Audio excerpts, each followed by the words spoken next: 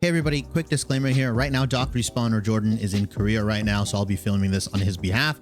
He wanted to clarify something that in this part of the video, we talk about an individual named Edward Cleland, aka Mind Body Esports. We talk about the EG situation with Danny and stuff like that, and he said some stuff that isn't necessarily completely accurate. He talks about how Edward Cleland was like removed from EG in the summer split during the Danny incident.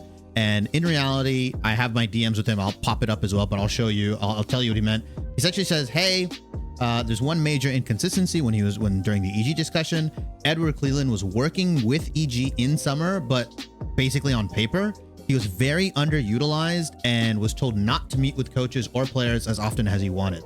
I have DMs with him where he's venting about basically being sidelined due to conflicts with the top. So the main thing is, I think DocRespawn said that Edward Cleland was like removed or wasn't actively working with EG. He was, but it was at a very, very low capacity, pretty much virtually non-existent. So just wanted to get that out there before we get into this video, and just keep that in mind when we end up talking about Mind Body Esports and Edward Cleland in this video. Thank you so much. Fair enough. I think this will segue pretty well into kind of like one of the topics I wanted to talk about. So obviously you worked with Cloud9, you worked with EG at the time, a lot of controversy surrounding that organization with one of their specific players. When I was looking at the conversations around that, I remember you bringing up like medical violations, HIPAA violations. There's a lot of like back and forth of like, it's not that easy to help someone like that in that situation. Now, I know there was like a lot of Twitter and stuff like that, but I've always wanted to know kind of like your video statement, like kind of surrounding that, and like I wanted to know the whole picture. Yeah, like, I mean, I'm happy to talk about it, like because I read all your stuff on Twitter, but I don't think anybody really. I think a lot of the general audience around the whole Danny, I'm going to use his name, obviously, the Danny situation. The way they view it is very, this player was in trouble, he was mistreated, all this kind of stuff. Where was the staff? Where was this? Where was that? Right. And there was a lot of questions surrounding that. I'm happy to talk about it because you brought on like there's violations. Like you can't just like my mom works in the medical field. I understand. My partner, she's an optometrist. She works in the medical field. It's not as like 1, 2. I see this. I can. You know what I mean? Like it's. So I'd love to hear.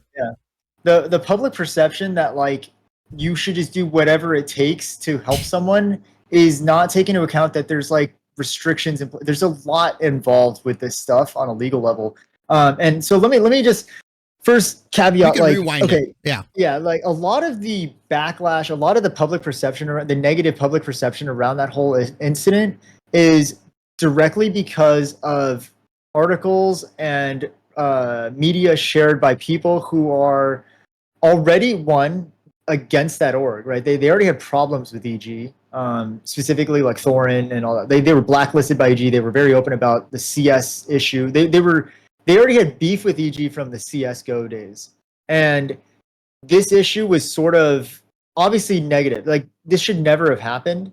And I was intimately involved with the performance staff that entire year. And the reason that it got blown up was because of the way that they portrayed what happened. And so there's always bias in articles, and no matter what you say and no matter what they claim, if you read an actual article by the people putting those out, there is no way you can say it's an unbiased article. Like the wording they used, the way they portray everything, there's no way it's unbiased. But I will say that the issue was that so Danny is a very unique individual. He's pretty open about his autism diagnosis and stuff like that. So we knew that in split 1 working with him, and we took a lot of precautionary steps in spring 2022 to make sure that we were not overstimulating. We were trying to accommodate a lot of the specific needs that he had. Some of those needs being very specific diet. He would only eat certain things, very specific training schedules, environmental, like we gave him as much space as he needed when he needed it. He didn't do very well with like chaotic changes to VOD review. So he hated VOD review. He would just lay there and not want to participate because it was just like not what he wanted to do. And it was really hard for him as a rookie coming in. He struggled a lot with adapting to pro lifestyle, pro environment, all that stuff. And if you compare what happened in spring to summer, the biggest difference was MSI.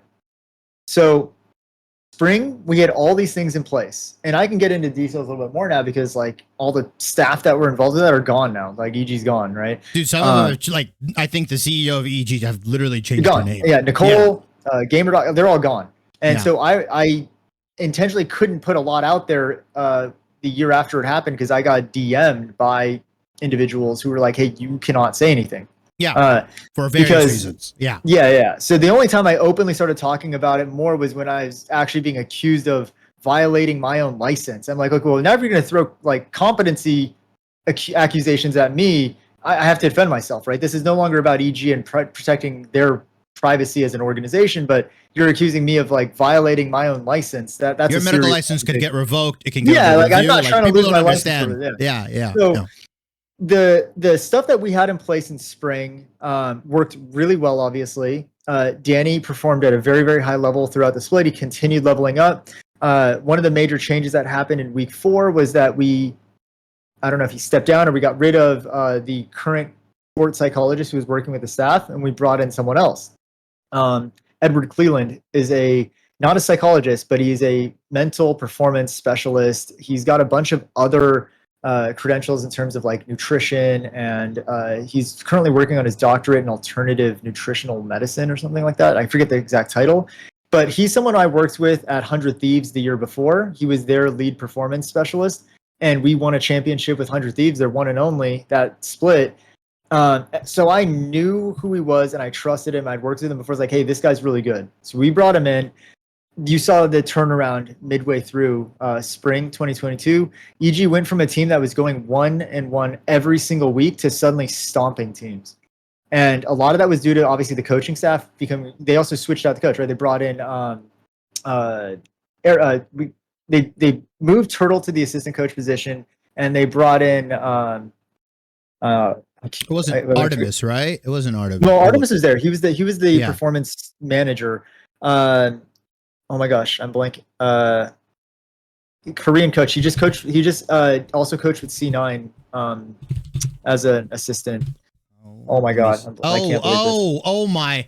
I know his name. I can't believe I'm blanking. It starts with the R. Rigby. Yes. Rigby. So we brought in Rigby kind of at impact suggestion, right? So the coaching staff, all these changes occurred mid-split. They started doing very, very well. They won everything, obviously, and they made one of the most insane, like, lower bracket runs ever seen in LCS to win their first and only title. Danny got what he wanted, which is, hey, he wanted to come in and he wanted to stand on that stage. And you know what's really like disheartening to me was because I was there, I was on stage with them. There were some articles that came out after the fact about like, oh, when Danny was standing on stage, he looked empty. He didn't look happy. I'm like, you have no idea how happy he was. Like, he was overjoyed with that moment. Like, he did it. Like, he did what he wanted, right? He never said he wanted to win Worlds. Like, he was just like, I want to win a championship. I want to be on a stage. I want to like win with my team. He got that. So the problem is now he kind of achieved his major goal, and then they sent him to MSI. And the problem now was, let me also kind of add some context. The difference between EG and C9, having worked with those two teams that split specifically, C9 expects to go to MSI. So the week before finals, C9 already had visas done. They already had plane tickets booked. They already had everything set up to go to MSI, and they didn't go. So they canceled everything. EG didn't plan anything until they won. And then they had to scramble to get visas. Way too late to be planning when you win, because Riot gives you a week to get there. So now they're scrambling. So that means that anything, and also like for clarity too, EG was not willing to send this many people to MSI.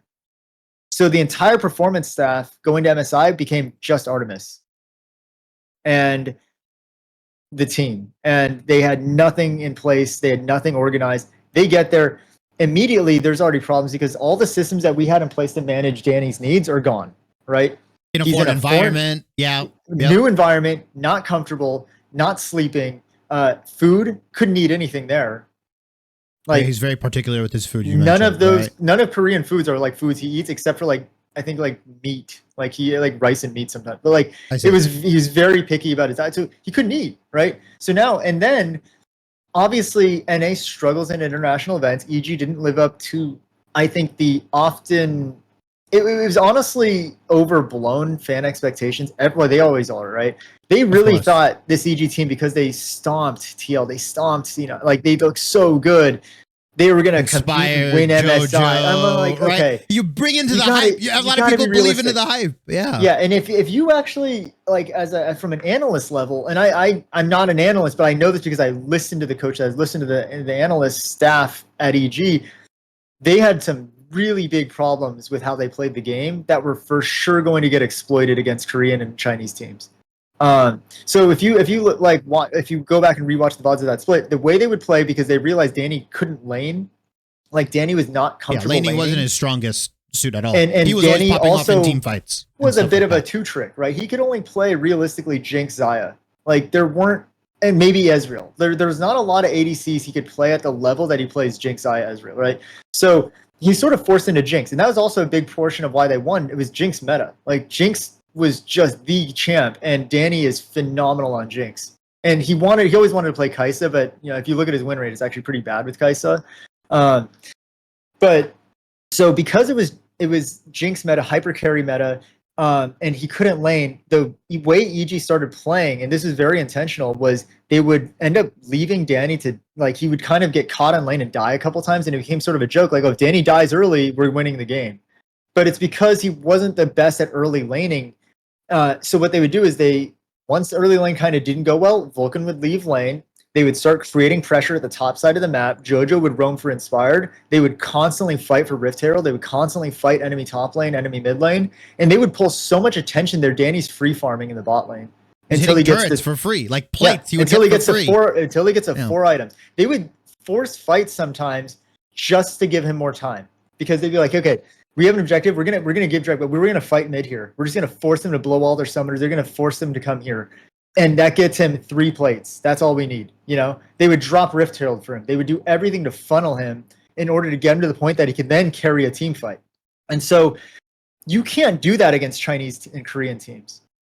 Yeah, like, some of they know what you're gonna do, or they have a player that can match your mechanical firepower as well. Danny went against Gala. And when he that was Gala Kai'Sa meta too. He's getting solo killed under his turret now, and now this whole plan falls apart. So the way it was gonna go was doomed from the start. Like we were never winning MSI, right? Like we knew that, but the goal was to compete, get him experience, all that stuff. The problem with it was the fan backlash on Danny was so severe that it started to already create problems for him because. Was he someone that would read social media and stuff like that, or like he was like doom scrolling? People were saying the most horrific stuff to him, and this is the part that pisses me off. The fans are all saying like, "Oh, EG performance staff ruined him." Nobody's gonna pull up the DMs that he got because it was bad.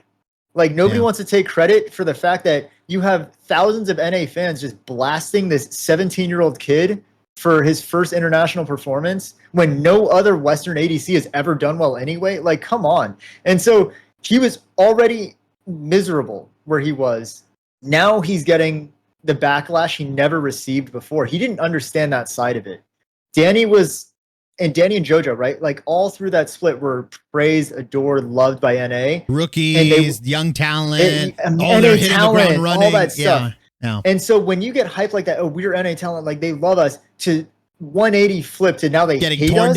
Getting torn down, yeah. Jojo tolerated it better, but he was still kind of like, oh man, they really dislike me. Like they hate us. And Danny did not tolerate that well at all. He came back, he didn't even want to play League of Legends. He was done with the game by that point. So we tried, and this is the thing too, like, oh, they didn't give him time off. We didn't scrim until start of spring or start of summer. There were no scrims. Most teams come back from MSI, they take a few days off and they start scrimming for a few days so that they can get into summer shape. We didn't care. We basically told the team, you're not gonna have to scrim. We're giving you as much time off as possible. We don't care if we lose the first 3 weeks of the split. That was the messaging we gave the team. Yeah, this is double round robin, so you had some leeway as well, right? Yeah, like, and we had like, I think it was qualifications was also, they counted like MSI, like we had leverage to get into Worlds with championship points. Yeah, exactly. I think that was the year they did that. So we told the team 0 scrims. They scheduled 0 scrims that first week of summer. And we went into that first week, and they still, I think they ended up going 2-0, but it was very shaky, you know. And then we started scrimming again. And the other thing too is they were like, "Oh, you guys pushed Danny so hard on stuff." Danny literally scrimmed maybe 20% of that entire split. Danny very often subbed out, just subbed out scrims, and he was playing on stage with no scrim time. We did everything that we could. And then the other major change was after MSI, they didn't renew Edward Cleland's contract. And so we also lost our performance site guy. So, which is probably the biggest hit to Danny specifically as a player. Exactly. Because of the way, if anybody's ever had like an individual, a family member or someone they know with like autism or is on the spectrum, having somebody of that importance, whether it's in this case Edward Cleland, for a lot of people it's some family member, is a mother, a father, a caretaker, whatever, right? Losing that individual can have very harsh detrimental effects to that individual, to the point where they lose like they lose a lot of who they were. Well, there's the personal relationship that he had built with him, that he trusted this person. He worked with him a lot intimately in the first split, gone. And then also the effect that he had on the performance staff of, hey, you guys need to consider these things. You guys need to try taking the team on this type of experience. Like they need to go do this today, like the beach. Like there were so many things that he was adding in terms of advice to the staff on how to manage and operate the team that was now gone. It's not my scope. I can't deal with that. Like none of the other managers or any of the staff. GamerDoc is, I think she is a osteopath. That is not her field either. So she might have read research on it and all that. She is not qualified to be doing any of that either, right? So now there's no one doing it. And this is a player who requires very specific, nuanced intervention a lot. And that's gone. And you also now have an environment now where there's the pressure of making it to Worlds. There is a stripped down performance staff. And you have a head coach who is Rigby. He's Korean. He has a mindset towards how you prepare for Worlds that is not in line with what Danny needs as a player or as an individual, and you have no one curtailing that anymore. So it was a very tough environment already, and he was already burnt out, and there were so many other factors affecting it. The part that I got a lot of backlash for was, he lost all this weight and he had to go to the hospital and all that stuff. It goes back to my point about the mental health side versus the physical side. Danny was always underweight. From the week that I met him, he actually asked me, how do I gain weight? And I was like, you got to eat more. And he's like, oh, I hate eating though. And I was like, there's a real problem for a lot of people. Yeah. And I was like, hey, I can't tell you anything except that if you're really concerned about this, you need to see a dietitian and you need to bring it up with your physician that you're having problems putting weight on, you're having problems eating. I can't force someone to eat. You can't force feed them, like straight up. You can't just like shove food down their mouth. The other thing that the important piece of context is I is brought on as a consultant, right? I'm as a contractor. I'm not actually Danny's provider of care. I have not taken ownership of Danny as a patient. That's a really important distinction in the medical world. He's not my patient. I'm a contractor with the organization to provide certain services, health and wellness. And it's very specifically stated that I'm providing health and wellness services, not taking on patients as a physical therapist. Yeah. And so it's really important because like as much as I wanted to say you need to, like I can't even go to his physician. This is the HIPAA part. I can't go to his physician directly and say you need to see this person because of this. Like I'm not his provider. All I can do is pressure him and encourage him to go see the physician on his own. You can make like very big suggestions, pretty much weighted suggestions. And that's what I did. I made very strong suggestions to him. I made very strong suggestions to his manager and his coaching staff. That's all we can actually do. So when he did end up going to the hospital, it was because his mother was concerned, right? She took him there. And it was because of the mental health breakdown that he was having. And then they're like, oh, he's also very underweight. But if you met Danny the first week of spring, he was already underweight. The guy was. If you went to a physician, they'd be like, "Hey, underweight." You need to. I'm eat some underweight. food. You know, like everyone who looks at that as the metric is just like kind of skipping over the fact that he wasn't underweight because we like didn't feed him. That's the crazy part. It sort of blew into this thing of like, oh, he was malnourished and he got sent to the hospital because of malnourishment. No, he went to the hospital because he was having a mental health breakdown, and then they said he's also underweight. Like, that is taken so out of context. Yeah, you know, he wasn't. They didn't put an IV in him to force feed him nutrients because he was starving to death. It was like, yeah, that was also something that he was found. So I kind of don't like. That's what I mean about the bias, right? You could easily twist that story into, oh, they sent him to the hospital because he was like found like malnourished or something, and it's like, no. Finding in medical terminology means you went to the hospital for a reason. They also found that you were undernourished or you were underweight, right? So there's like so much about that, and then when we realized that, okay, he's not going to make it to we already knew he's not going to Worlds. That's why they started subbing in. I know I forgot. It starts with a K. It was. Let me see. I have. I'm blanking. Kyrie? No. Kaori. Yeah, Kyrie. I was just say Kyrie. K-A-O-I. Yeah, you're thinking Kingdom Hearts. Yeah. So they started subbing Kaori in. So that's the thing too. Is like people are like, oh my gosh, you're subbing in Kaori. Why? He's like an academy player and all that. Kaori had already been scrimming with the team the majority of the split. People didn't know that. Like, that's the other part. Is like Danny wasn't scrimming very much. Danny would oftentimes just take a mental health day, and he'd show up for scrims. He's like, you know what? Play like, you know, do warm ups and be like, I can't play. I'm not playing today. I can't play. And so Kaori would sub in, and Danny would still play on stage. And so when it was determined that Danny's not making it to Worlds, they asked the team, like, who do you want? Like, they asked Vulcan, they asked, like, who do you want to play? And a lot of them were like, let's just put Kaori in. But Danny said, look, this is the part that gets a little controversial too, because the team approached Peter Dunn and like, hey, can you talk to Danny about at least playing playoffs so that we can make it to Worlds? He's our best ADC. If we can make it through playoffs. And then this is also the part too, is like the players obviously were like pressuring him because they want to go to Worlds. But it wasn't like, Danny, you have to play. It was more like, hey, if you can play, it'd be great if you could. Right? Because we would love to go to Worlds. Like, a lot of these players hadn't ever been to Worlds or hadn't, you know, like they wanted to go. And they're like, if you can play, we really need you. And for a kid like Danny, that's a lot of intrinsic pressure to play. So he just was like, I will do it for the team. I'm going to play through playoffs. That was the deal. I'll play through playoffs. I'm not going to Worlds though. And so that's what he did. Again, culmination, perfect storm. Just so happened that the game he decided to do that was that TSM game that went 9.5 hours, that series. Yeah, and that was the one with the massive delays. That was the breaking point. That was the end of it all. I'm sure. He committed to like, okay, I'll play one more series. All I have to do is win this series. You guys get Worlds qualification. I'm done. And it was the worst possible series of his life. It's probably the most grueling, especially for someone in his position. Was so, I mean, if you rewatch that series, he was intentionally inting. Like, he was inting because he wanted it to end. He was so mentally gone at that point. He's like, I don't want to play League anymore. I don't want to be here. He was saying that, I don't want to be here anymore. And they were like, we have one more game. And it would delay. And they're like, we have one more game. Like, it was the worst possible, like, combination of events in the scenario to completely break a person. And so, like, in retrospect, all of that stuff is like, we should have pulled him, but then you also can't pull a player once they're actually playing the game. You know, like, there's like, you just can't do it. So you can't pull him while they're waiting on the tech delay as well. Exactly. You can't just put Kaori in his place. Like, that's actually not allowed. So it was this perfect storm of things that happened.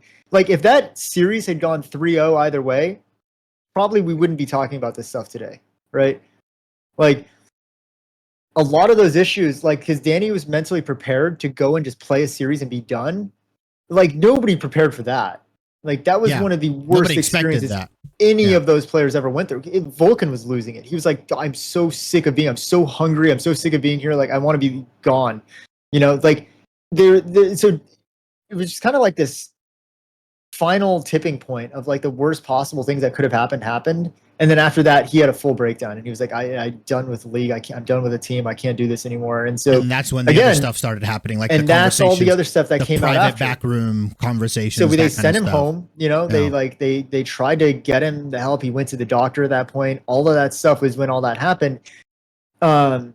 I think the org mishandled the crap out of this by, I guess, I don't know the details on this part, but apparently approaching his mom and approaching his family like, hey, can you not talk about this stuff? Like, that stuff is wrong. If you come out ahead of it and like, just so we want to make an announcement, this player had these issues, we're trying to address it, these are the things we're doing to help him, it'd be a different story. You can't cover this stuff up. Like, you can't try to hide it like this didn't happen, you know? Like, it happened. You have to acknowledge it. And it was stuff that we had told them over and over, you cannot continue pushing this person. When you say we, you say the performance staff, right? You're talking you yourself. Me, Artemis, we specifically had a meeting where they asked us, can Danny play? And I said, I don't think it's a good idea. I think even if you get him to play, he's not going to be good. We don't need to play him here. Like, let's just play Kaori in. I was even saying, we already know Kaori's going to Worlds. Give him the reps. Like, give him the reps. It's fine. Kaori played in the finals. He was fine. Yeah. He wasn't the reason why they lost. Like, he was fine. You know, they could have put him in against TSM. But they were so concerned about getting Worlds qualification that they opted to just put Danny in. And the problem is they asked Danny, do you think you can play one more series? And again, like I said, all of that extrinsic pressure on him. Power all dynamic. Of Yeah, of course he's going to say, I will do my best to play one more series for you guys. I want to get my team to Worlds. And it's like, it was just like, in retrospect, like I should have pushed harder, but it's not our decision either. You know, like we were saying, do not play this player because of these reasons. But if you ask the player to play and he says yes, what can you say? I mean, there's not much you can, like, you can only advise, like, hey, like, and so what made me, and this really actually ate at me. Like, I was very distraught about all this stuff. Like, after, especially the articles came out, I was like, dude, this is like, I wish I could have gone back and done something different. But at the same time, I look back at it and I thought I did everything the way I should have done it. And I did everything I could to have kind of prevented the situation or like curtailed it or minimized it. And certain things at the org level didn't occur as they should. And it should be a learning point. And Danny actually DM'd me when all those stuff came out. And he'd never DM'd me before, but he DM'd me like on Twitter and he added me actually. And I was like, he never followed me. And he's just like, hey, I know a lot of this stuff is probably affecting you negatively and all this. I just want you to know that like you didn't do anything wrong. And I really appreciate all the help you tried to give me. And like that made me feel a lot better because at the end of the day, like I don't really give a shit like what all the people who have no idea what they're talking about outside of it think about it. Because me, the people who were involved in it, like Artemis, Edward, like we've talked about it. I've talked about it with Artemis. I've talked about it with Edward. We knew what we did to the best of our ability that year to like prevent this thing. And then Danny was also like confirming that for my own sanity that like he felt like we were trying to take care of him and things just kind of went sideways. He's like, I don't know why they're saying all that stuff. That's not really what happened. And you ask JoJo and all these people, that's not what happened. I remember the split that I went back to EG the year after is when all that stuff broke out. That article came out. I was talking to JoJo and Vulcan and they're like, hey, have you read this stuff? And I was like, dude, yeah, it's crazy. They're like, but that's not even what happened. They even said that, like, that's not what happened. And it's like this universal understanding of everyone who was actually involved it was not that it didn't happen. That's not the way it happened. And so a lot of that stuff came out so sensationalized and so obvious about the bias towards attacking the organization. They don't realize the collateral damage is that people who actually did their jobs right and really tried to make this work the right way, like are getting thrown under the bus for something that was not even in their control. Like it was just a perfect storm of really unfortunate circumstances. And unfortunately, I think mishandled completely from a PR perspective from the org. You know, you can't try to hide it and then afterwards make him put out a bullshit PR statement himself like, oh, I support the org and they're signing me as a creator. Like, what are you talking about? Like, I could see that as bullshit for what it was. You know, that was the complete wrong move. They signed him as a creator and he streamed 2 times. Yeah, he didn't have a history of streaming as well. Like he streamed and he was streaming Path of Exile. Or no, it was Arc, whatever. He was streaming Arc. And it was like, dude, why would you even say this? You know?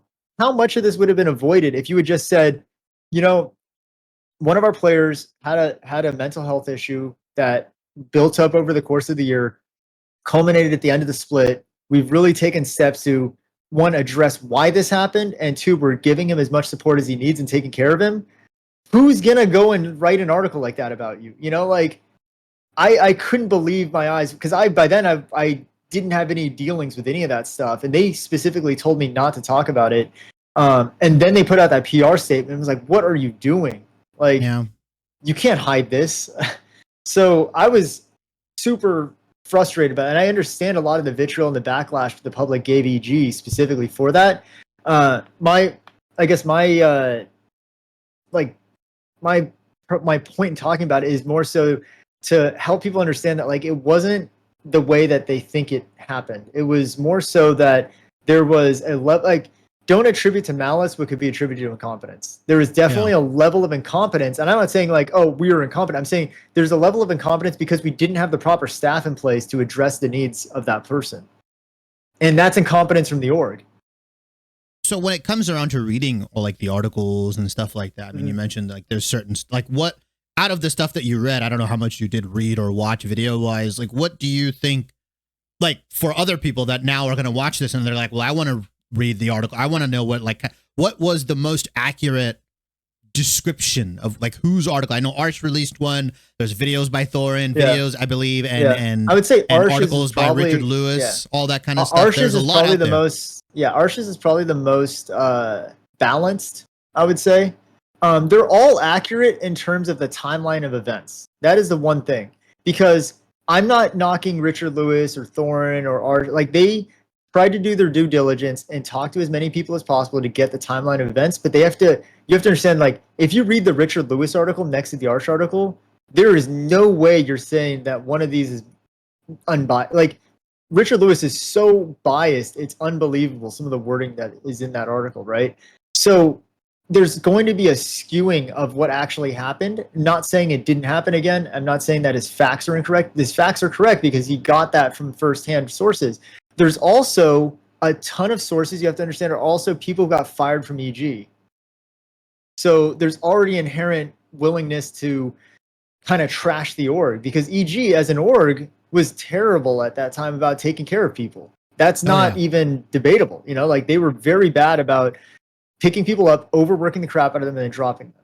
Like, that was a well-known thing. Bunch of the intern things. Yeah, that was a very well-known thing. So you also have to take that with a grain of salt, right? Like, if you're taking a disgruntled intern and having them give you information, what's it going to sound like? You know, and these are interns obviously working intimately with the org. They're not working intimately with the league team. You know, they're not in the day in, day out of managing the player side or like the performance. All they're doing is like getting them food and like making sure they're on their meetings on time. So they hear a lot of this like second, third hand. They're oftentimes not talking to players even, you know, like, so I think I wish like Richard Lewis and Thorne had just reached out to me directly. I would have been willing to talk to them. And I've said that multiple times to them. Like, hey, if you guys wanted to talk to someone who's actually dealing with that, could have just reached out. But we had some other Twitter back beef or whatever like that happened as a and it pisses me off about that is it all stemmed from a miscommunication, and it blew up for whatever reason because they wanted to be antagonistic, and then they tried to use that as ammunition later on to like throw me under the bus with those articles. So I was already annoyed. But again, like I'm talking to you about it, I have no problem. I have no personal vendetta against these people. If they wanted to reach out, would you say the olive branch is still extended? If like they came to you earnestly and they said, "Hey, we saw it. We want to talk to you about this shit." Yeah. They tried to label me as an EG defender, and I'm like, I'm not defending EG. I'm defending what I did and what I know other people did right. I'm not going to defend certain individuals, and I'm not going to defend the org for how they operated because I disagreed with how it was operated, and I tried to fight that while I was there. But the people that I do think did a good job deserve to be defended. You know, like I don't think everyone at the org was complicit in this scheme to like completely ruin a player. It was a lot of other things extrinsic to that, and then obviously I put the most blame on upper management because of the way that they came down and pressured the situation that we were in. They needed us to go to Worlds, and they put that as the priority for everything. Like that summer split was purely an upper management decision.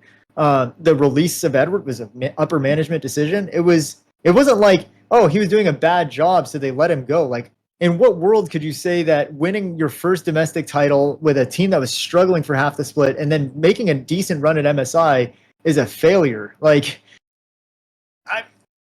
there's no logic to it. You know, they opted not to renew his contract because he was butting heads with certain people that happen to be upper management. I mean, I think a lot of the upper management can foot a lot of the blame when it comes to a lot of the decisions around. And then that's the thing, is that's my point when Richard Lewis and Thorne, when they want to talk about this stuff and they want to throw everyone involved under the bus, I'm like, look, I have no need to defend like the management side from this. I'm with you on that. But if you're gonna like attack my credentials and attack my license and say that I was negligent and all this stuff because of the outcome of this, like I have to fight that because that's just not true.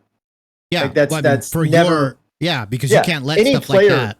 Any player I've ever worked with, any staff I've ever worked with would vouch for the fact I always will prioritize the way it should be done right. Like I don't do stuff like that. I'm never gonna overlook someone's actual health. Like I've said, I'm never going to overlook someone's actual health when it starts to affect their performance. It's not like I'm saying, I've never told a player, you need to play through this. You know? That's crazy to me. So, if they see this, I would love to chat if they want to talk about it because I'd love to clear the air. I have nothing against them as people. The initial argument with them started because I asked Richard Lewis on Twitter, hey, would you mind asking Thorne to unblock me? Because I actually like his content, and I got blocked probably as a mass block wave or whatever. And I even emailed him to unblock me, but I don't know if he got it or not. So if you could just like let him know, I'd like to see. And he's like, I'm not, and he blew up on me. He's like, I'm not his secretary, all this crap. I'm like, yeah, but you're friends, right? Like, I don't know. And then I was like, you know what? I even said I apologize. This is a misunderstanding. I'm sorry about it. And he starts just laying into me and just like ripping. I was like, okay. And then at some point somebody said something and I responded with, I'm not worried about him. I'm a combat vet. And then Thorne took that and ran with it. Like, oh, he's threatening my friend Richard Lewis. Like, how is that a threat? Yeah. But anyway. The internet. The whole thing is stupid. But I already knew that it was going to get blown up. Like, so I took a bunch of screenshots and every time this came up, which it did like twice, they decided to pull this shit up again. I would just, hey, here's the screenshots. This is what I said. I don't know where they're getting this, and it would just die again. So I think at this point they've kind of just laid off of it because it's a dead story. But if they want to talk about it, I'm open to talking about it now. Like I'm not under any obligation. A lot of times before that it was brought up and I had to kind of be silent was because I was directly told by the org that they were. I didn't even have an NDA. I did it out of respect for I don't want to get sued. Like. Yeah. You know, well, also just legally, put under like legal pressure, right? Not even like the actual, whether they win or not, like I'm sure the organization has more money than you to like absolutely bury you. But at the end of the day, I didn't sign an NDA or anything. I was doing it because I don't want to deal with that. But there was definitely org pressure on everyone involved. You are not allowed to talk about this stuff. So we're at a point now where it's like, I don't think anyone involved is even there anymore. So it doesn't really matter, but it was more like, And the thing is, if they got what they wanted, which they did, everyone who was complicit in the upper management who was involved is gone. Right? They got what they wanted. They said, you need to fire all these people. They're gone. Like, everybody's gone. So, in some ways, you know, I don't understand the current hate, and I actually feel really bad because I still follow, like, EG's head of socials, and the amount of backlash they still get about the Danny situation, and she's even tweeted, I was like, look, I understand there's some stuff that happened in the past that I wasn't even involved with. And I understand you guys want to trash the org, but we don't even have a league team anymore. We got all those people are gone. Like, why are you still bringing up EG ruining a player's career when, like, you got what you wanted? Everyone got fired. Like, you know, what more do you want us to do? You know, and so I feel bad for them now a little bit because they are still obviously involved in Valorant and they have a really, really good squad there. They have a really good they had a squad that won VCT. Like they had literally, they were like, it's so frustrating to me because they did so much stuff right, but it's always going to be overshadowed by the one thing they did really, really wrong. And that, like, if Esports was big enough to get an ESPN 30 for 30, this would be it. You know, like the org that won everything and ruined their own reputation in the same year. Yeah. Like 100%. This is that's a very good comparison. 30 for 30 would, easily. This story would be huge, but it's really unfortunate because I think it's unfair to the people that are still there that are trying to do a good job. And I hope that by putting no, that's why I also want to talk about it. By putting more of this information out there, like talking more about the specifics of what actually happened and how it happened, maybe fans can understand that like nobody's out to ruin people's lives. I think a lot of oversights should be studied and learned from, and it should never happen again. You know, and that's why I've been such a big proponent in this show and other shows of like we need to get mental health more integrated in esports. The fact that there isn't an overarching body of this, and this is something that me and 1HP, who I'm affiliated with too, we've approached Riot about this. We've approached Riot because we said it should not be the individual org's responsibility to provide this for their players when their resources are so strapped. The difference between tier 1 orgs and tier 2 orgs, and I don't mean that from a performance standpoint, I just mean literally in terms of money, they can't afford it at the lower levels.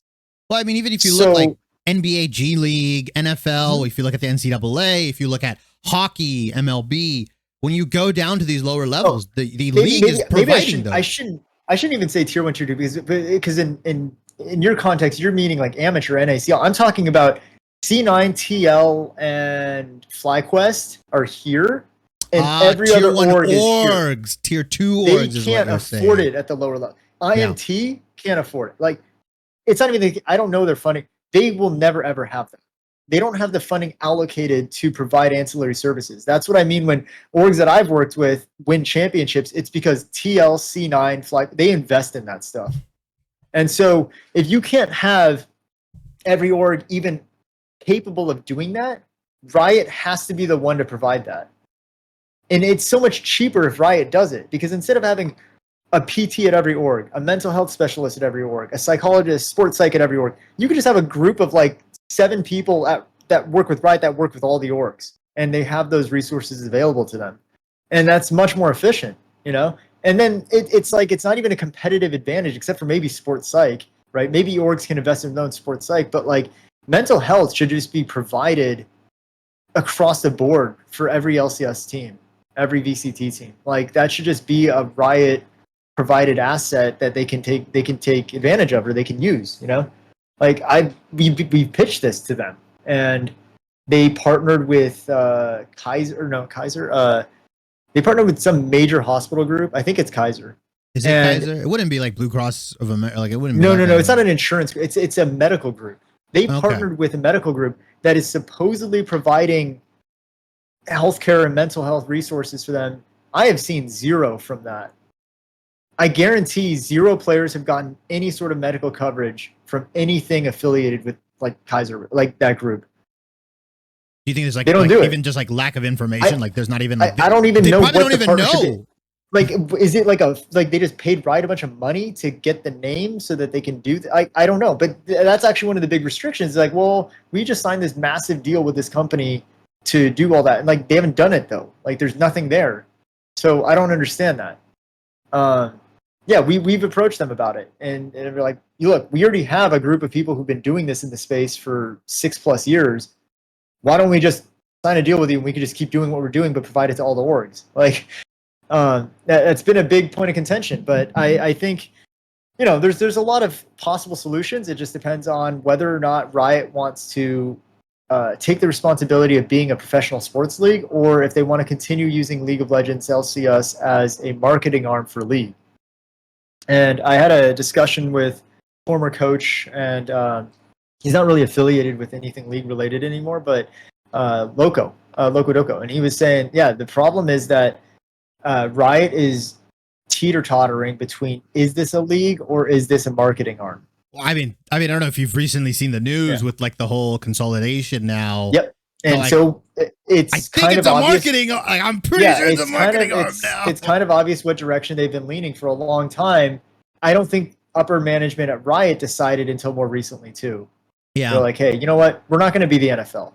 We're not gonna try to separate out this whole ecosystem and this whole industry and do all that. It's a marketing arm for the game that makes us money, and it's a marketing arm for all of our other content media, which, you know, is unfortunate for players because they are now sort of in this weird situation of like, yeah, they're full-time pro players that they play the game as a livelihood, but they're also not being fundamentally supported by the league they're playing for. They're being supported by the orgs, which can choose to give them things or choose not to. They're not legally obligated to give them anything. Yeah. Except a paycheck. I mean, there's the advantages of working as like a marketing arm as well as like in a league format and league structure, especially within like the United States and California and stuff like that. A lot of different, things you have to deal with. If you're just, if you're on like, I'm a financial analyst, like I work with companies and stuff like that. So like if you're counted as a marketing arm, there's a lot less loops you have to go through. There's tax breaks and like, I've talked to someone at Riot about that too, specifically like, oh, why can't you have a draft? And they're like, well, we can't do a draft because there are specific limitations as to who can be eligible and all this stuff. And it becomes a very sticky legal situation if you bring a player in that's not draft like it's not, they can't do it. I'm sure David will go into it if you ever talk to him. He'll also, we work in the same field. He's also FP&A. So like, and then the other thing is that when they say, oh, well, we wrote a rule that every org has to give every player health insurance. So we've covered that, right? Oh, they can get health care. They can get mental health care. They can go to PT. We already talked about why that stuff doesn't work for pro gamers. You're sending them to traditional health care that is going to underserve them and not give them anything they need. So it's basically useless, right? Yeah, because they don't understand the needs. They're treating the pro player as a common citizen, not the pro player under what stresses they're going under, right? Exactly. It's not like you don't send NFL players to a regular doctor. They have sports doc, like they have those kind of people. Same thing. But the bigger problem is, I mean, you could, but then they would get referred to someone who could help them. They're not going to refer them to us because they don't know us, or two, they don't think gaming is a real enough thing to even warrant a referral. It's true. The amount of pro players who I've talked to who have literally said, I've told my doctor I am a full-time like professional gamer and I need to practice. I have a strict schedule. I have tournaments and all that. They told him, well, I mean, it's gaming though. You just need to play less. Is unbelievable. That's like telling the NFL player to do less reps. Yeah, like straight up, like don't run. Come on, don't push that weight as much. Like work out. It's because the traditional world. I don't even mean just medical. The traditional world still doesn't view it as an actual career, and then until that happens, you're not going to get actual effective healthcare. So the health insurance stipend, the health insurance requirement is sort of it's fake. It's like a facade. You're saying that you're covering these aspects. Oh, they have mental health coverage. They have health wellness coverage, but it's not really there because it's not actually effective for them. It's not tailored. And they're not going to use it. That's the other thing. Yeah. They're not going to actually use it. That's unfortunate. So, there's a lot of issues with that. And then, so that's what I mean. The biggest thing from the whole Danny situation that I think should be taken away is that there are clear infrastructure problems that need to get addressed in esports that, unfortunately affected him in a very negative way and affected the org in a very negative way. But the positive is that it brought to light when all of these factors exist. And I will promise you, I can guarantee it. I would bet all the money I have that all the issues that led up to the incident with Danny are the same issues at every org in every country on Earth right now. Like, this is the exact same situation everywhere. This is just the one case example where all of that culminated into resulting in that. Yeah. The same systemic issues are some have across the resulted board. in worse, right? Like you said, with players suicide, taking their own lives. These same conditions that led up to this are the same at every org, at every league right now in esports. But until someone decides to either establish a more centralized way of providing those resources, or somehow every org finds the money to do it themselves, you're never going to see that change. And I mean, it's dependent on the developer, like you said as well, right? I mean, Riot versus Valve versus the FGC, Capcom, like whoever you want to talk to, right? Yeah. Whatever. But every developer, I don't want to throw Riot under the bus. Riot's not unique here either. No developer wants to do this. No developer wants to actually invest in this because it's so ROI negative for them to do that. Like, until one does, none of them will, because it has to be a major publisher too. Nobody can't else be like a small one. If they're the first to do it too, they're going to pressure everyone to do it. That's the thing. That's what it's sort of like a prisoner's dilemma, but they're, instead of everyone doing it, they're like, oh, if none of us do it, none of us have to do it. Because the second Riot says, we're going to be a professional league, we're going to provide actual centralized like services, legal, health, mental, financial services to our players, now every league is going to have to do that. Because or their leagues will lose like interest, right? Like teams, they're not going to be like, professional leagues anymore. Yeah, they're going to look like amateur leagues, and the real professional league is the one that provides like the NBA, NFL level of support to their teams and players. I do think if they find a way to make esports more profitable, that is a big problem, right? If they make it more profitable, that might be the end result. But as of right now, until you see profit return from esports, why would you ever do that? So I understand Riot's perspective on that. Like, why would you ever invest millions of dollars into something that has zero return? Yeah, I mean, unfortunately, they have to think like a business. They don't. Yeah. That's just a byproduct of how a business works. If you pay attention to Valorant, though, like the infrastructure around how to monetize Valorant is getting much better. Like they announced the Champs bundle made like $130 million. Yeah, the individual team. Individual pistol skins, the team bundles, like all that has made incredible amounts of money for them. Now, given that, they have to start putting stuff like messaging out there, like, okay, this is what we're going to do with that money to build the infrastructure. They have to, because now if they don't, now you can actually blame them. Like, okay, you just made a tangible $1 asset. billion like, on this, and nothing has gotten better. Okay, come on, like, what are you doing? And the same thing with the players unions, right? Like we had talk about a players union. What happened to that? Like, a lot of players didn't want to do it because they had to pay into it, and it wasn't explained to them like what that meant. Well, also it's gonna realistically, a lot of the players that are making a good amount of money, it's gonna completely drop the ceiling. Like everybody's gonna be more. Like the thing is, I think what a lot of people, and this has been talked about multiple times. You talk to anybody that's like even decently like understands financials, is that what's going to happen is over the long term, it's going to be better for the players in the long run, right? It won't be crazy fluctuations. You won't get drop, like it'll be less drops, but also your highest potential earnings will go down. Like the highest individual potential earning will go down. And so no existing player, especially veterans. No player is going to want to say, I want to make less money. Like, unfortunately, the way their brain processes it is, I'm making I'm going to throw a number out there, $500,000. Yeah. But if I join this thing, I'll only make $200,000. Yeah. But it'll help the rest of everybody else. I don't give a fuck. I want to make the most money I can because my lifespan is short, blah, blah, blah, blah, blah. To be fair, exactly. Your career might be a year. You don't know. Like, $300,000 is a big difference. Like 2 years, that's a house versus a down payment. Like people don't understand if you're in California, at least, right? Like, barely. So no, that's the problem. That's the problem. Is everyone's incentivized to think short term, and the problems that we're discussing are long term problems. And Riot is the same way, right? They look at short term fixes for things because they also don't know long term what the play is. Like we always hint about it, like is League dying, all that stuff. Like there's no way you can look at how Riot's decision making around League is looking at, this is going to be a game that lasts another 10 years. I don't think 10 years ago they knew this game was going to last. No, they didn't. 10 years, but right? As it's gone on, okay, so now you're seeing sort of a patchwork decision-making process. Okay, well, what do we do to make the game better now? What do we do to improve player retention, all that, to improve league viewership now? It's never looking at, okay, planning on the LCS existing for 20 more years, how would we structure things now? That's not the thought, right? It's kind of keeping, Clearly. it's almost akin to keeping the lights on. Like that is where your patchwork slap. It's like the client.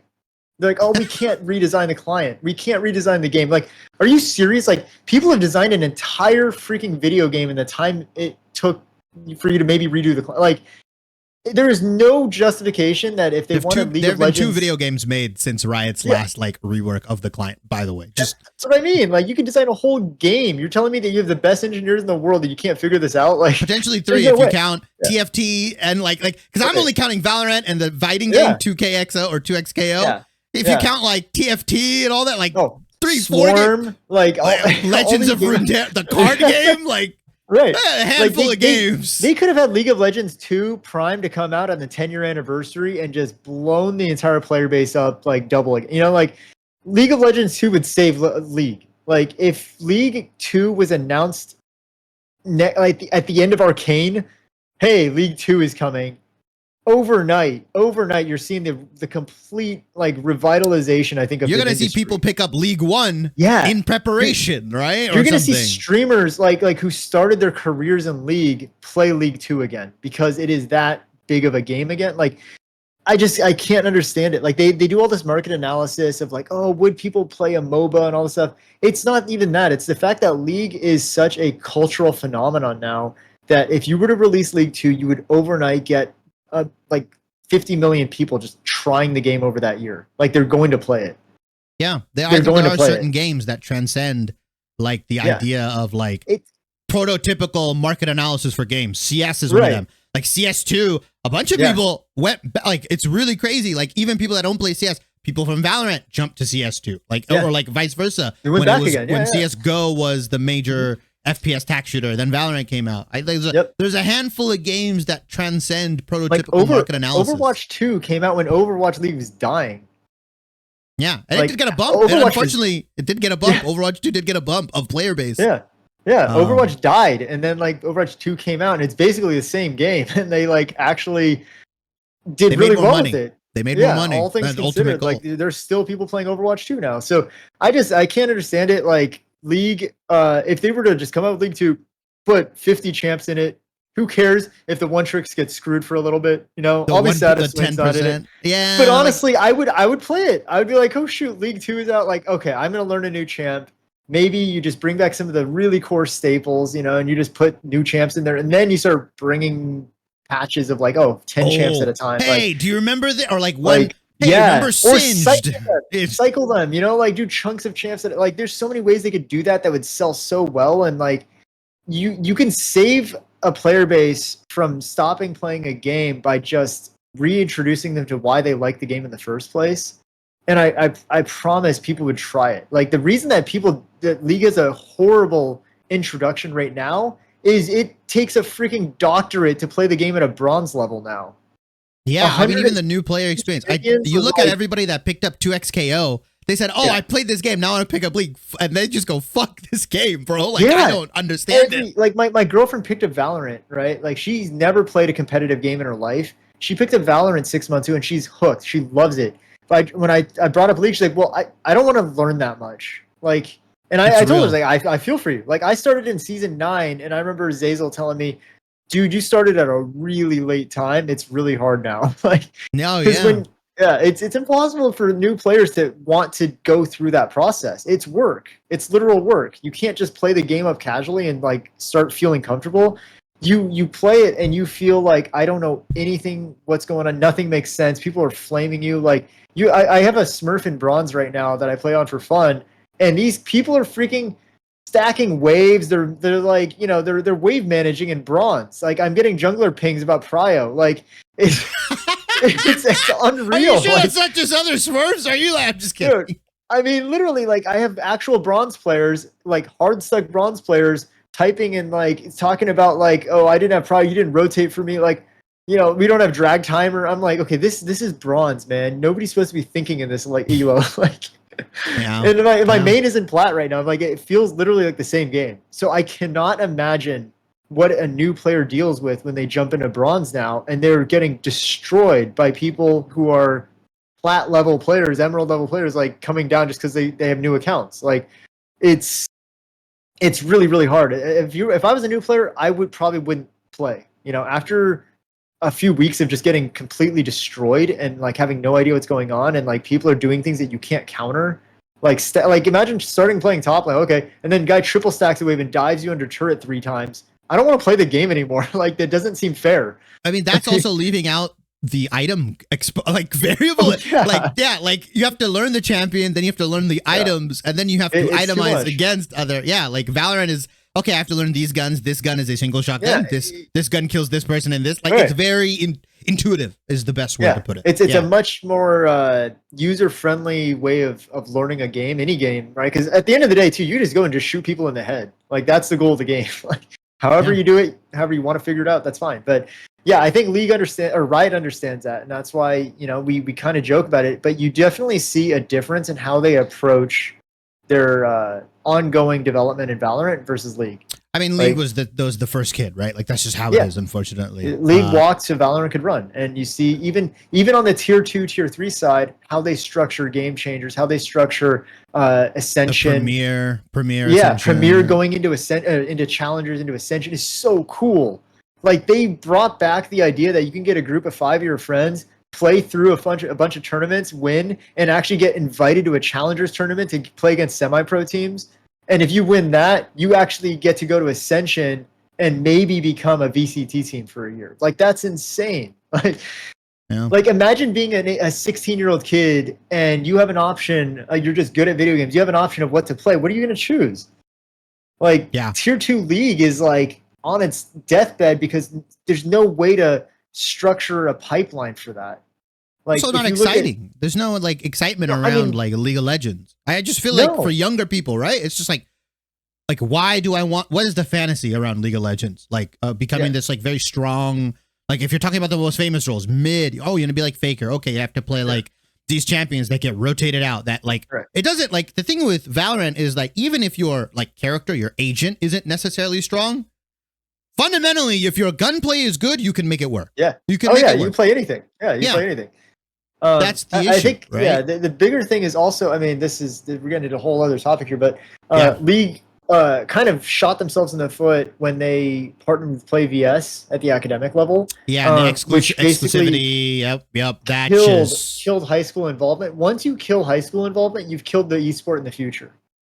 Like the repercussions of that affected stuff 5 years later, and now we have no player base. Yeah. In Korea, 14-year-olds are playing League. 12-year-olds are playing League. Yeah. Why? Because they see that pathway. They get recruited at 14 to start going on the tier 3 team for T1 to try out for their academy team. They get to play against the best players in the world and get trained. They get to go solo queue against the best players in the world who are just playing. Like the environment is set up so that there is a clear pathway for incentive to start playing this game when you're young. And it's easier for them. When you're a kid, you can learn this stuff really quickly if you have reason to learn it. The problem with League here is if you're a kid trying to play League and you don't even see a purpose in playing it, and this game is super hard, you're just not going to play it. And you have no friends playing it, everybody's playing Valorant. The thing with Korea as well is like there's a social aspect to playing League. Like you can go and then talk to your friends about the game the next day. But if like, I mean, obviously in the US it's a little bit different, right? Like you have console games, you've got like NBA, you've got Modern Warfare, you've got Valorant. If it comes to PC culture, let's just speak in that regards. Most people are going to talk about like the Valorant game that they played, right? Or like they were playing. Most people are going to talk about another like really cool PC game that Apex Legends or whatever, right? Like the BRs, Call of Duty. It's just there's no excitement around the idea of like, oh man, like I can't believe we won that League game yesterday. Like that's nobody's fucking talking about it anymore. I did that when I was in high school because that's when I played League. I was 15 and a half. I was a sophomore in 2012 when League released in 2009. So like that was cool for me when I was a high schooler and playing in like HSEL, right? High School Star League or whatever the fuck it was called back then. But the play versus thing. At the end of the day, League is a competitive game. If you don't have a 5v5 environment for young players to grow up in and play through amateur leagues, you killed the entire future of pro. And I used to be a competitive paintball player, and I played in D4, D3, D2 tournaments. And there's a thriving lower amateur tournament system that is in place, which feeds the pro system. And it's a super niche sport. Not a lot of people play it, but it's survived to this day. It was on ESPN last Sunday, or two weeks ago. It was on ESPN again. Like it's somehow grown in the last few years from being almost dead. It was I compare paintball a lot to esports because it went through the same process to a smaller scale. It ballooned. Everyone thought this is the sport of the future. This team Dynasty that was the best team of all time and still is. Each of them won a Hummer for winning a tournament. Like they got a Hummer. I was like, dude, that's some serious prize pool. And then it crashed. It was 2005 or something. Like the stock market crashed. Tripled all the investment, and they were the exact same as what esports went through. A lot of VC money, a lot of investors thinking this is going to be the next big thing, dumped money into the system. What did they do? Oh, let's buy stupid things. let's like buy everyone a house, like all this crap. Warehouse and shit like stuff to and do. then it crashes, and immediately the league has to find ways to become grassroots and sustainable. That's what they did. And all of there were two big leagues that ended up, one died, one kept alive, and then they started amateur divisions that, like, smaller local leagues would feed points to qualify for big league. And so that's sort of what we have to see happen. But the problem with the exclusivity was that couldn't happen. There could be no amateur leagues developing to feed people to an LCS type tournament. Even now, like, you can't have an official tournament series that feeds anywhere near NACL.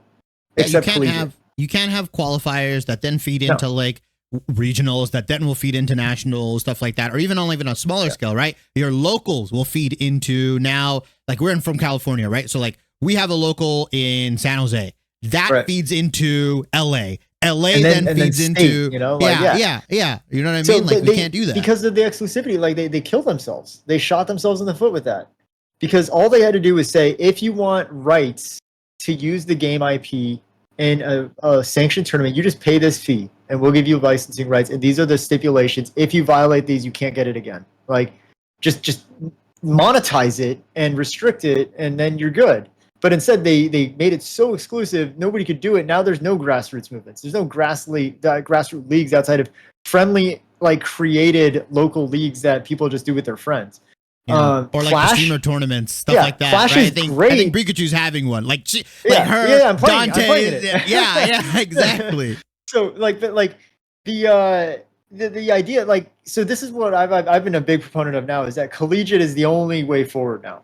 The collegiate is the only space where this can potentially happen. And I say specifically collegiate, not scholastic, because high school is dead. It's already too late. High school league is essentially dead. Most high schools, I just gave a talk at MOSEF recently, the Missouri Esports Federation, and they're the biggest conference, essentially, the most successful conference in esports, scholastic esports in the U.S. Most of the teachers I talk to who run the programs, they say there is almost no interest in league, and the school has dropped league as a game because there's not enough players. Yeah. So every single one of the schools has a Rocket League team, and they have a Valorant team. So what needs to happen is you have to have that grassroots movement, right? Valorant is hyper competitive at the high school level. In LA County, I believe the average rank of the local high schools in LA County, so it's like hundreds of schools, is immortal. The average rank is immortal. Like, these are insane players here. Like, and that's just LA. So I can't imagine. Hopefully Riot doesn't screw it up with Valorant in the same way, but it's too late for high school and league. I do think where they still have an area that they could pursue is collegiate, because there's a lot of players who've just retired from the LCS ecosystem and amateur ecosystem who are going collegiate now. The overall parity level has gone up a lot, and you're seeing it, right? Maryville just had an undefeated season. SLU just won on the championship. Like, unfortunately now they're gone. Unfortunately. Every single collegiate, like, competitive, the collegiate competitive level overall has gone up significantly in the last 2 years. And I think what they need to do is just buy into that. Make collegiate the future path to pro, similar to how it is with the NBA, similar to how it is with the NFL. LCS teams need to start thinking about getting players domestically in order to encourage an upward trend of path to pro. So now there's incentive to go collegiate.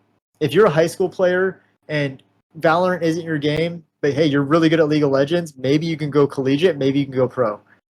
And then now you create incentive for high school players to play league again. Yeah, I mean, you could also make the collegiate system similar to, like, you know, where you have like Pro Bowl, or not Pro Bowl, sorry, like Rose Bowl. You have like different tournaments for different regions as well, like creating like a circuit system. Right. And have like combine style events. I've been pitching that for a while. I've DMs from when I DM'd who is it from Riot, like 4 years ago, like, hey, you guys need to change scouting grounds to a combine. One, like, having players play through a randomized tournament in which they're put on random teams with random coaches is actually not a good way to scout players. And two, if you have a combine type system, you can get way more players involved for way less time and see more people, so that you can actually get hundreds of players involved rather than just 20 who managed to make it to scouting grounds or whatever it was. Yeah, you know, like off the ladder or the like you have to yeah. be top of the ladder, all that stuff. So I mean, there's a lot of ways they could still salvage a lot of this stuff. It's the window is getting smaller and smaller. I love what the LCS has done media wise and content wise. The problem is you're again trying to put a really nice coat of paint on a car that's barely running. It's I don't think they're serving a new audience either. That's my main issue. That's the problem. Yeah, viewership is not a good metric. You have to, and I'm sure they have more detailed analytics that they're not sharing. But if your viewer base is aging, you're losing long term. You have to maintain a baseline age range of viewership that is low 20s, if not younger, right? Why is Fortnite still relevant? I have a patient right now. She's 14. All of her friends and her still play Fortnite. Yeah, I mean, Fortnite is like the pinnacle of like what is like how to take it longevity wise, right? Like you don't need to have. Yeah, of course, as players age and players become adults, they leave Fortnite. But who cares? Who cares if you're adding the new stuff? Yeah, the new you're kids having like new players come in. That's like Wolverine and Deadpool, like all that that's shit. What you want. Yeah. That's actually what you want. You don't need to hold players forever. You need influx of new players constantly. Like I think that's the part that League is going to struggle with until they make a new league or they just cut half the champions. You've made it so that the only people who can play League comfortably are players who already played for X number of years. And that number is going to dwindle because eventually, like, I barely play League anymore. Right? People are going to age out or they're going to find new games. People age out. Nobody's coming in. Now you have a dwindling player base. So you have to address the bigger issue, which is how do you get new players in? The only way you get new players in is by removing barriers of entry. The only way you can do that in League is by removing the amount of information you need to play. You cannot keep adding. You can't keep adding champions. That is fundamentally flawed. Like every champion you add creates a whole new set of problems that a player has to learn about. Like, I mean, also every like year that you rework the fucking like the map, the items, the fucking here's my thing. I actually don't think reworking the map and all that is a barrier to entry because for a new player, it's the same no matter what, right? Like a player who learned in season 13 or what are we in 12? If they learned this year, they didn't know what old dragons did, so it didn't matter. That's just actually keeping things fresh for old players. So I'm okay with them reworking the mechanics of the game and reworking the map, all that. That's actually keeping it fresh, but you cannot keep adding content. You can't keep adding new champs, new things to think about. Oh, we're going to have a whole new class of items. You're like, what are you talking about? It's hard enough just memorizing the items. Yeah, I mean, that's what I meant, right? Like, new this, new mechanics to the game that are on top of existing mechanics is too much. You have to reinvent existing mechanics. So I get the challenge, and I also understand Riot not wanting to alienate chunks of the player base like One Tricks. If you remove half the champ pool, certainly a good chunk of people are pissed. But how much of a population percentage is that chunk of people compared to potentially bringing in 1 million new players a year? Yeah, I'm sorry. Like I'm sorry, Urgot players. Like I don't give a fuck about Singed players. Learn Tryndamere. At the end of the day, like the opportunity cost of removing like the most underplayed champions, right? Like, and honestly, I think it's a good thing. As a pretty much a one-trick player myself, I actually wouldn't be opposed to them removing my champion for an X number of months if it meant that other players also have to learn new champions. It actually, I think, improves the player base. Yeah, I mean, you can have like a cyclical system too, right? Like these 40 champions are going to be in the... That's what I mean. That then also, you know what it does? Is it really reduces the balancing problems. It really reduces the amount of variables that you have to think about when you're like, oh, this champion's not getting enough playtime. We're going to tweak something. And then you realize, oh, we just made Timo the most OP jungler of all time for 3 months. Why? You know, or, oh, we decided to like put Brandon jungle and now he's 100% pick or ban rate for 6 months. Like, it's just, they break the game because there's too many variables. So why not just do it so that you have X number of champs that you can put into a pool. This is the meta for 6 months. Get used to it. Everyone has to learn that. And if you're a new player coming in, like, oh, that's not so overwhelming. There's only like 40 champs. Like that's cool. And then, oh, next season, 40 different champs. And so everyone sort of relearns, but then also the barrier for new players is really minimal. Like, well, I mean, they could also do it in a way where it's like 40 champs at the beginning, and then every 2 weeks, hey, we're gonna add a new champion, a new champion in, right? Yeah. But then that way, even if it is like the base 40, or you can even sub out like the 5 lowest played champions under 1% pick rate. We'll just take them out. We'll put in 5 other ones and see how that goes. The 5 most popular champs, maybe we nerf a little bit. You know, like there's so many ways they can just balance this out and make it more manageable for themselves. But you know what it would take to do that is you have to redesign the client. And that's like a complete restructuring. Yeah. It all leads back to the client. That's really what it is. Okay, well, we've been talking. I said this was going to be an hour. We've been talking for 2. I'm going to split this up into 2 parts. Yeah. I had a lot of fun. I enjoy this. I really appreciate you bringing me on. I love talking about this stuff. Clearly, like this stuff, like is why I like doing this stuff. Like I love the game and I love gaming and I love talking about it. So I could do this all day, but yeah, I probably need to go eat dinner. Yeah, same. I know it's a little late for me, anyways. But I appreciate your time. Plug your stuff. I know, like you're pretty much DocRespawn on everything. Your link tree is DocRespawn and everything. Yeah. So, and I'll have everything. I do stream. If anyone wants to check me out, I stream Monday, Wednesday, Fridays. Usually, I've been more active on TikTok and Twitch. If you want to find me on any of the platforms I'm on regularly, like Twitter is probably my biggest one. Happy to answer any questions you might have about health, wellness, any of that stuff. Again, anything that you want to talk about with me, like I'm pretty much an open book. There's no real controversy for me anymore. The biggest thing was the Danny stuff, but I'm open to talk about it. It's just, I just want to make sure that everyone's clear on like what the reality of situation was versus like what the media is kind of blown into a newsworthy article for them, Fair enough. Well, I'll have all your stuff linked down below in the description box, all that stuff. I really appreciate your time. This helps not just me, not just you, it helps the whole community, and this is why I really like to do it. So thank you so much. Thank you for having me. Take care.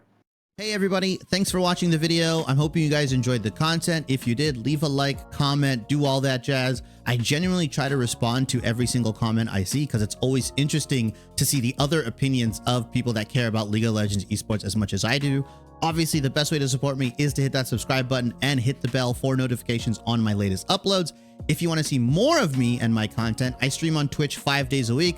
The link will be in the description box below. If you are into short form content, I'm also on TikTok. We talk about LPL, LCK, LEC, all the stuff over there. We talk about roster moves. So if your jam is short form content, head over to TikTok, hit the follow button there. I'm also on Twitter. So all of that stuff will be in the description box below.